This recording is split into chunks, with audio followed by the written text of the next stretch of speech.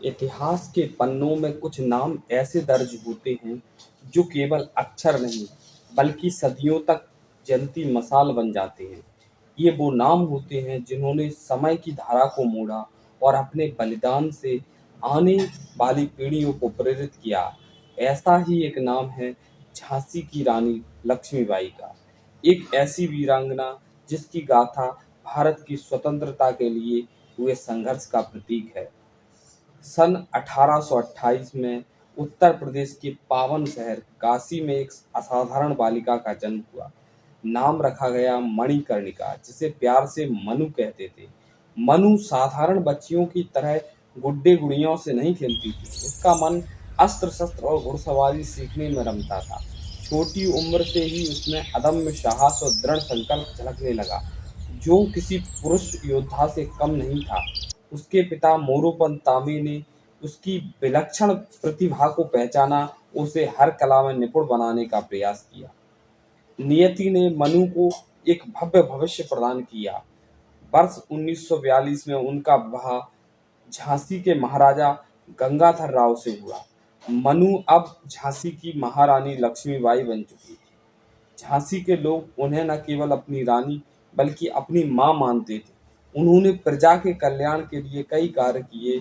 उनका शासन न्यायप्रिय, दूरदर्शी था, जहां हर नागरिक को समान अधिकार प्राप्त थे। रानी के जीवन में खुशियां थी। जल्द ही उनका एक नन्हा मेहमान भी आया, एक पुत्र। पर दुर्भाग्यवश बालक कुछ समय बाद चल बसा। इस दुख से महाराजा गंगाधर राव का स्वास्थ्य बिगड़ने लगा। उन्होंने अपनी मृत्यु से ठीक पहले एक बालक दामोदर राव को गोद लिया ताकि झांसी का वंश आगे बढ़ सके। लेकिन अंग्रेजी हुकूमत की नीयत कुछ और ही थी। लॉर्ड डलहौजी की कुख्यात हड़प नीति के तहत ब्रिटिश ईस्ट इंडिया कंपनी ने दामोदर राव को झांसी के वैध उत्तराधिकारी के रूप में मान्यता देने से इनकार कर दिया। उनका तर्क था कि चूंकि महाराजा का अपना कोई पुत्र नहीं था, इसलिए झांसी पर अब अंग्रेजों का कब्जा हुआ। यह राज्य भारतीय राज्यों को हड़पने का एक क्रूर और अनैतिक तरीका था। झांसी पर संकट के बादल मंडराने लगे। जब अंग्रेजों ने झांसी को पूरी तरह अपने अधीन करने का फरमान सुनाया, तो रानी लक्ष्मीबाई का हृदय क्रोध और अपमान से भर गया। उन्होंने अपनी प्रजा और दरबारियों के समक्ष शपथ ली, मैं अपनी झांसी नहीं दूंगी। यह एक केवल नारा नहीं था, बल्कि एक प्रतिज्ञा थी।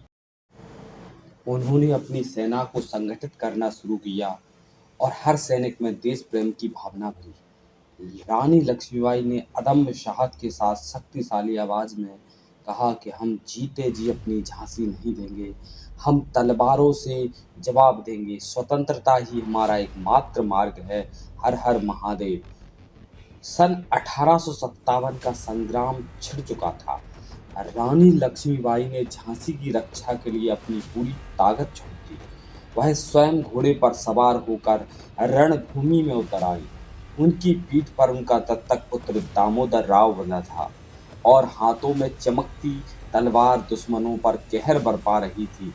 अंग्रेजी सेना ने उनकी वीरता और युद्ध कौशल को देखकर दांतों तले उंगलियां दबा ली। उन्होंने अकेले ही कई अंग्रेजों सैनिकों को परास्त किया, उनकी हर चाल को विफल किया। झांसी के पतन के बाद रानी ने हार नहीं मानी। वह अपने सहयोगियों के तात्या टोपे और अन्य वीर सेनानियों के साथ ग्वालियर की ओर बढ़ी, जहां उन्होंने मराठा सेना को एकजुट किया। कालपी और फिर ग्वालियर में हुए भीषण युद्धों में उन्होंने अपने अद्वितीय शौर्य का प्रदर्शन किया।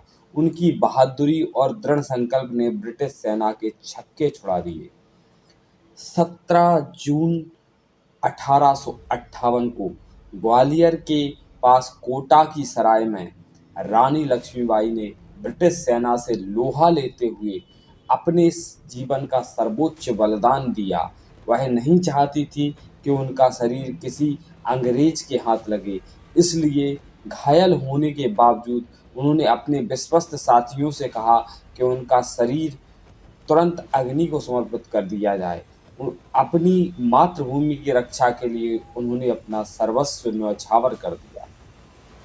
रानी लक्ष्मीबाई ने भले ही अंतिम युद्ध हारा हो, लेकिन उन्होंने भारतवासियों के दिल में स्वतंत्रता की एक ऐसी अलख जगाई जो आने वाले समय में एक विशाल क्रांति का रूप ले लिया। उनकी बलिदान गाथा आज भी हमें प्रेरणा देती है कि किस तरह एक अकेली स्त्री ने अपने अदम्य साहस और दृढ़ इच्छा शक्ति से एक साम्राज्य को चुनौती दी। रानी झांसी की रानी लक्ष्मीबाई केवल एक नाम नहीं, बल्कि साहस, शौर्य, देश प्रेम का शाश्वत प्रतीक हैं। उनकी गाथा हमें याद दिलाती है कि स्वतंत्रता से बढ़कर कुछ नहीं होता। जय हिंद। मिलते हैं अगले एपिसोड में। मैं हूं आपका दोस्त एंड होस्ट देवानंद नायक।